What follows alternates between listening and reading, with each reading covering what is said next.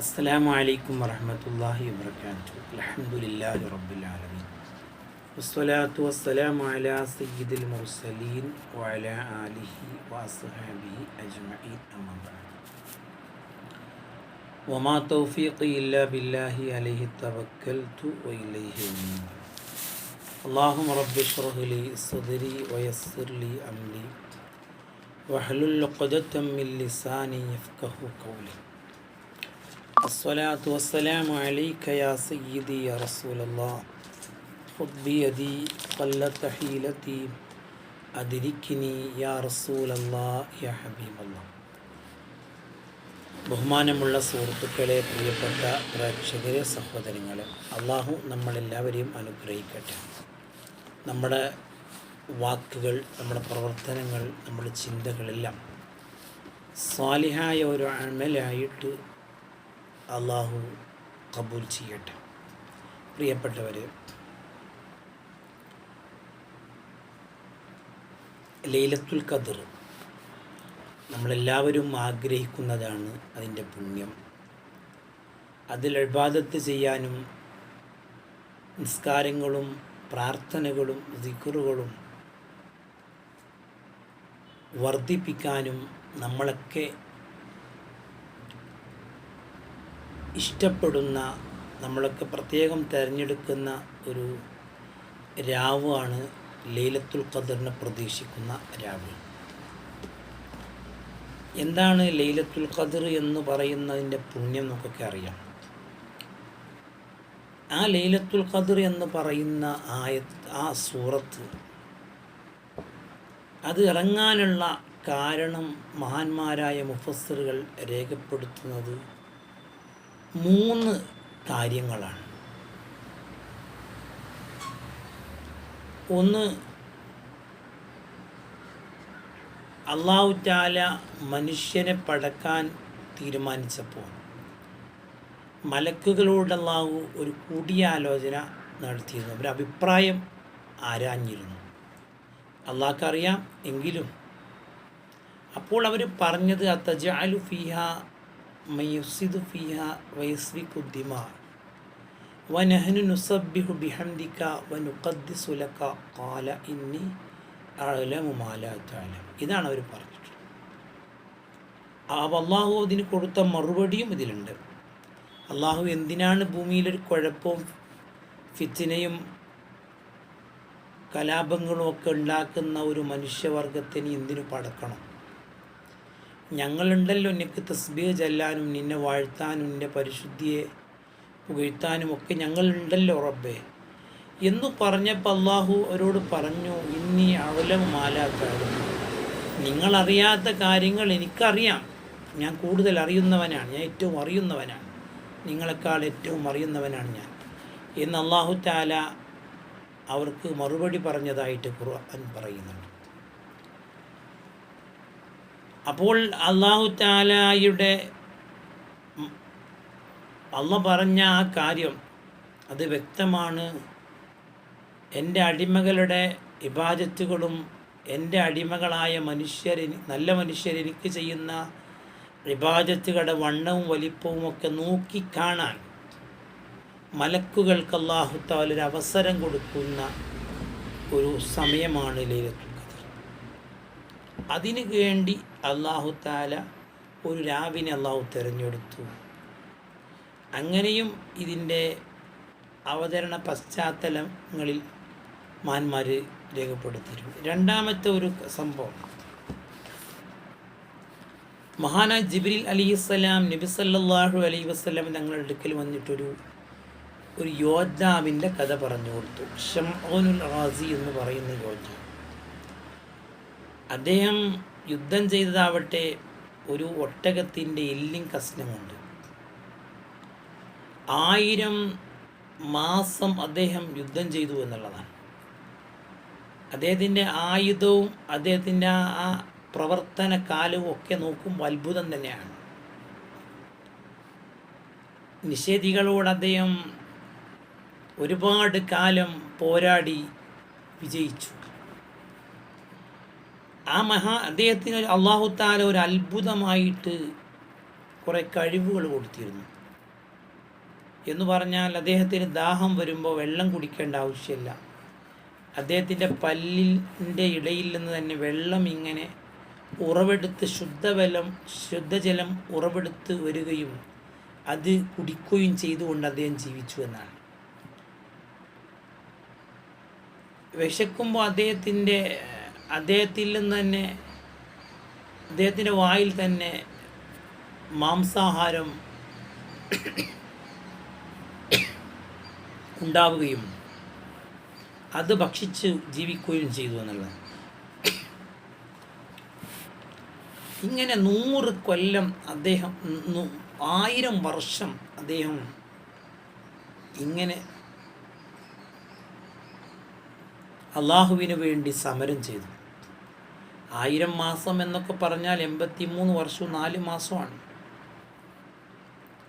പക്ഷേ അദ്ദേഹത്തിനെ പിടിച്ചു കെട്ടാനോ അദ്ദേഹത്തിനെ അതിജയിക്കാനോ പരാജയപ്പെടുത്താനോ ശത്രുക്കൾ എല്ലാ ശ്രമവും നടത്തിയിട്ട് പരാജയപ്പെടുകയാണ് ചെയ്തത്. അങ്ങനെ അദ്ദേഹത്തിൻ്റെ ഭാര്യയെ സ്വാധീനിക്കുകയാണ്. അങ്ങനെ അംവാലും കസിയ, ധാരാളം മുതൽ നിങ്ങൾക്ക് തരാം.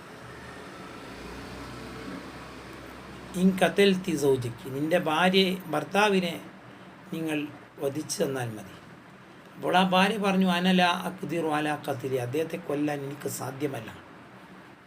അപ്പോൾ അവർ പറഞ്ഞു, ആ തൻ്റെ ഭർത്താവാകുന്ന ഷംഊനുൽ ഗാസിയെ വധിക്കാനുള്ള ഒരു തന്ത്രം ഭാര്യയോട് അവർ പരിചയപ്പെടുത്തുകയാണ്.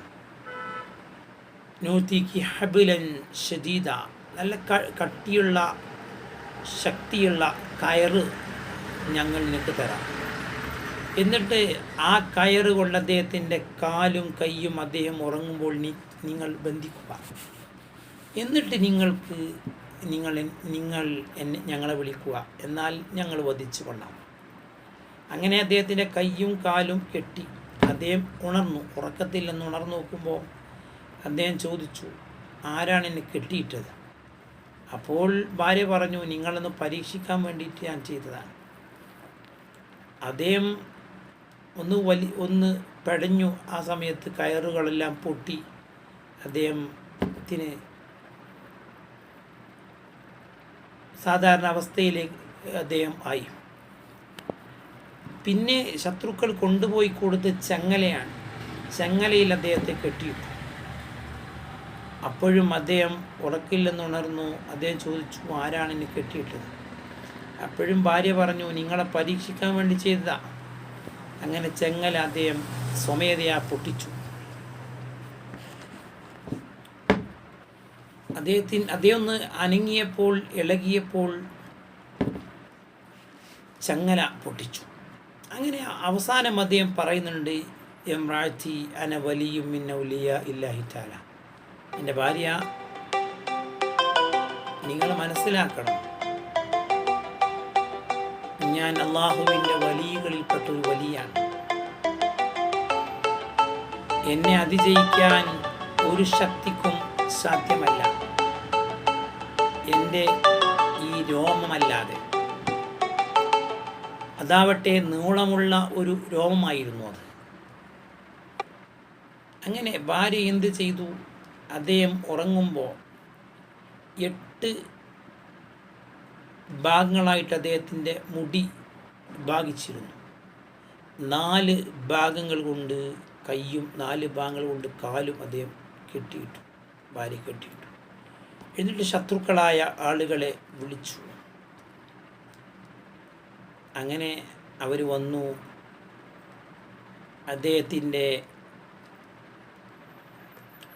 കാരണം ഈ മുടിക്കെട്ട് കൊണ്ട് എന്നെ കെട്ടിയിട്ടാൽ മാത്രമേ എന്നെ പരാജയപ്പെടുത്താൻ ശത്രുക്കൾക്ക് സാധിക്കൂ എന്നുള്ള വർത്തമാനമാണ് ഭാര്യയെ കേൾപ്പിച്ച് അദ്ദേഹം പറഞ്ഞത്. ആ വിവരമാണ് ഭാര്യ ശത്രുക്കൾക്ക് കൈമാറിയത്. അങ്ങനെ വന്ന് അദ്ദേഹത്തെ ഒരു തൂണിൽ അദ്ദേഹത്തെ കെട്ടിയിടുകയും അദ്ദേഹത്തിൻ്റെ ചെവിയും കണ്ണും ചുണ്ടും നാവും കാലും കൈയും എല്ലാം മുറിച്ചു. അപ്പോൾ അള്ളാഹു താല അള്ളാഹുവിൻ്റെ ഔലിയാക്കന്മാരെ അള്ളാഹു സഹായിക്കുമല്ലോ. അള്ളാഹു താല അദ്ദേഹത്തോട് സന്ദേശം അറിയിച്ചു, ഈ ആളുകളെ കൊണ്ട് നിങ്ങൾ എന്താണ് ഉദ്ദേശിക്കുന്നത്? അപ്പോൾ അദ്ദേഹം പറഞ്ഞത്, റബ്ബേ, എനിക്കിനി ശക്തി നൽകുകയും ഈ തൂണിനെ ഞാനൊന്ന് അനക്കുമ്പോൾ ഈ വീട് പൊളിഞ്ഞ് അവരെ മേൽ പതിക്കുകയും ചെയ്ത് അവരെ നശിക്കുകയും ചെയ്യുക എന്നുള്ളതാണ് ഞാൻ ആഗ്രഹിക്കുന്നത്. അങ്ങനെ അള്ളാഹു താല അദ്ദേഹത്തിന് ശക്തി കൊടുത്തു.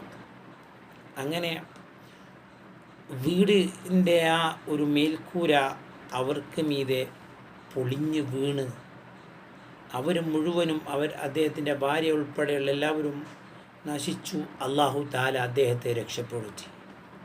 അദ്ദേഹത്തിൻ്റെ നഷ്ടപ്പെട്ടു പോയ ശരീരത്തിൻ്റെ അവയവങ്ങൾ മുഴുവനും അദ്ദേഹത്തിന് തിരികെ അള്ളാഹു നൽകുകയും വീണ്ടും 1000 മാസം അദ്ദേഹം അള്ളാഹു താലാക്ക് വേണ്ടി പകലുകളിൽ നോമ്പുകളും രാത്രിയിൽ നിസ്കാരവുമായി കഴിഞ്ഞുകൂട്ടി യുദ്ധങ്ങൾ ചെയ്തു. ഈ ഒരു യോദ്ധാവിൻ്റെ കഥ നബി സല്ലല്ലാഹു അലൈഹി വസല്ലമ തങ്ങൾ സ്വഹാബത്തിനെ പരിചയപ്പെടുത്തിയപ്പോൾ സഹാബത്തൊക്കെ അത്ഭുതപ്പെട്ടു പോവുകയാണ്.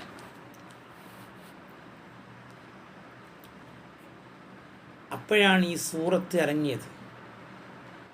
അപ്പോൾ സഹാബത്ത് ചോദിച്ചു, യാ അള്ളാഹുവിൻ്റെ റസൂലേ, ഹൽ തദിരി സവാബ്, അദ്ദേഹത്തിൻ്റെ കൂലി എത്രയാണ് നബിയെ? ഇത്രമാത്രം വലിയ ഒരു സേവനം ചെയ്തൊരു മനുഷ്യനാണല്ലോ അദ്ദേഹം, അദ്ദേഹത്തിൻ്റെ കൂലി എത്രയാണ്? അപ്പോൾ അള്ളാഹിൻ്റെ റസൂൽ പറഞ്ഞില്ല, അതിൽ എനിക്കറിയില്ല സഹാബ, ഇത്രയും വലിയ പ്രതിഫലമാണ് അദ്ദേഹത്തിന് ലഭിക്കുക. അപ്പോൾ ഫഅൻസലല്ലാഹു ജിബ്രീൽ അലൈഹിസ്സലാം ബിഹാദി സൂറ, അപ്പോഴാണ് ജിബ്രീൽ അലൈഹിസ്സലാം ഈ ഒരു സൂറത്ത് ഇറക്കിയത്. വഖാല, എന്നിട്ട് പറഞ്ഞു, യാ മുഹമ്മദ് അഅ്തൈതുക വ ഉമ്മതക ലൈലത്തുൽ ഖദർ, നിങ്ങൾക്കും നിങ്ങളുടെ സമുദായത്തിനും നിങ്ങൾക്കും അഅ്തൈതുക നിങ്ങൾക്ക് നൽകി, ഉമ്മത്തുക നിങ്ങളുടെ സമുദായത്തിനും ഈ ഒരു മഹത്തായ രാവിലെ. അൽ ഇബാദത്തു ഫീഹാ അഫ്ളലു മിൻ ഇബാദത്തി 70,000 ശഹർ, നിങ്ങളാ ദിവസത്തിൽ ഇബാദത്ത് ചെയ്താൽ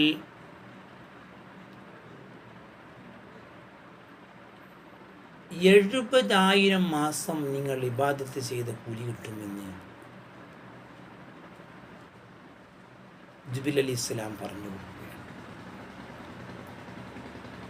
അല്ലാഹു തആല തോന്നിപ്പിച്ചല്ലോ നബി തങ്ങൾക്ക്, യാ മുഹമ്മദ് റകഅതാനി ഫീ ലൈലത്തുൽ ഖദ്ർ, ലൈലത്തുൽ ഖദ്റിലെ 2 റകഅത്ത് ഖൈറുൽ ലക വലി ഉമ്മതിക മിൻ ദർബിസ് സൈഫി അൽഫ ശഹ്റിൻ ഫി സമാനി ബനി ഇസ്രായീൽ, ബനു ഇസ്രായീലിൽ 1000 വർഷം 1000 മാസം യുദ്ധം ചെയ്ത ആളുകളെക്കാൾ നിങ്ങളുടെ സമുദായത്തിനും നിങ്ങൾക്കും കൂലിയുണ്ട്. ഈ രാത്രിയിൽ നിങ്ങൾ 2 റക്അത്ത് നിസ്കരിച്ചാൽ അത്ര പ്രതിഫലമുണ്ട്, അത്രമാത്രം ഒരു പുണ്യമുണ്ട്. അതാണ് രണ്ടാമത്തെ കാരണമായിട്ട് പറഞ്ഞത്. മൂന്നാമത്തെ ഒരു കാരണമായിട്ട് പറഞ്ഞത്, അള്ളാഹുവിൻ്റെ റസൂൽ സല്ലല്ലാഹു അലൈഹി വസല്ലമ തങ്ങൾ തങ്ങൾ നബി തങ്ങളുടെ വഫാത്തിൻ്റെ ആ കാര്യം ഓർത്തപ്പോൾ, നബി തങ്ങൾ എൻ്റെ സമുദായത്തെ വിട്ടു പിരിയണമല്ലോ, അങ്ങനെ ഞാൻ എൻ്റെ സമുദായത്തെ വിട്ടു പിരിഞ്ഞാൽ ഇദാ ഖറജ്തു മിനദ് ദുനിയാ ഫമൻ യബ്ലുഗു സലാമല്ലാഹി അലാ ഉമ്മതി, എൻ്റെ ഉമ്മത്തിൻ്റെ സലാം എനിക്കെങ്ങനെ എത്തുക എന്ന് അള്ളാഹിൻ്റെ റസൂൽ ഇങ്ങനെ ദുഃഖിച്ചപ്പോൾ, റസൂലുള്ളാഹിൻ്റെ ഹൃദയം അങ്ങനെ ഒന്ന് ചിന്തിച്ചപ്പോഴാണ് അല്ലാഹു തആല ഈ ഒരു സൂറത്തിനിറക്കിയത്. തനസ്സലുൽ മലായികതു വറൂഹ്, ആ രാത്രിയിൽ മലക്കുകളും ഇറങ്ങും, റൂഹും ഇറങ്ങും. റൂഹ് എന്ന് പറഞ്ഞാൽ നിബിതങ്ങളെ ആത്മാവാൻ.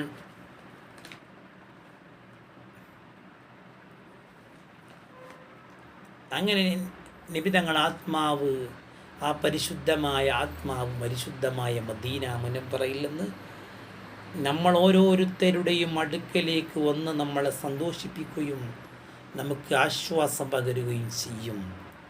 ഇതാണ് മൂന്നാമത്തെ ഒരു കാരണമായിട്ട് മഹാന്മാരായ പണ്ഡിതന്മാർ ഈ ഒരു സൂറത്തിൻ്റെ അവതരണ പശ്ചാത്തലം വിശദീകരിച്ചിട്ടുള്ളത്. അതുകൊണ്ട് ഈ മഹത്തായ രാവിൻ്റെ പുണ്യത്തെ ഉൾക്കൊണ്ട് ഇബാദത്തുകളിലായി കഴിഞ്ഞുകൂടാനുള്ള തൗഫീഖ് അല്ലാഹു നമുക്കെല്ലാവർക്കും നൽകട്ടെ. നിങ്ങളൊക്കെ ദുആയിൽ വിനീതനായ എന്നെയും ഉൾപ്പെടുത്തണം ഇൻഷാ അല്ലാഹ്.